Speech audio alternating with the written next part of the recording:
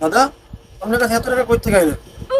আরে দাদা আর করে না, আমার মতো ভাগ্য মনে হয় সবার হইব না। আমি তোমার দাদির যখন বিয়ে করছি না, তখন মনে করো তোমার দাদির কোনো ভাই ছিল না। আমি তোমার দাদির ভাইয়ের ঘরে কথা আসছিলাম। এর মনে করেন টাকা অটুল আছিল দাদা ভাই। এতে এর থেকে আমি টাকা অনেক পয়সা উড়াইছি, কিন্তু একটা সমস্যা হয়েছে। আচ্ছা দাদা ভাই, তোমার টাকা কয়টি আছে? তোমারটা তুমি রাখা, আমারটা দিয়ে দাও, কয়টি পাম? ধরে এত টাকা কই পাইলো? ধরে তো টিয়া মেলা রে, ধান্দা করতে হবে। আবার টিয়া হলো 500, 1000 বেশি লয়া 1500 টাকা খেতে। দাদা আজ আপনি 500 টাকা রাখছি কেন? আপনি আপনি সকলে দিয়ে দিয়েছেন। দাদা আপনার টাকা আমি আপনাদের সম্পূর্ণ দিয়ে দিয়েছি কেন? আচ্ছা দাও। সাইন রাস্তাঘাট দিনকাল খারাপ তো, সাইন কেউ বাইরে দিব আবার, কারণ এত টিয়া লয়া ঘুরেন না, মুরগি মানুষ। আচ্ছা দাদা ভাই, ভালো থাকো, তুমি অনেক ভালো মানুষ, আল্লাহ তোমার অনেক বড় করবে।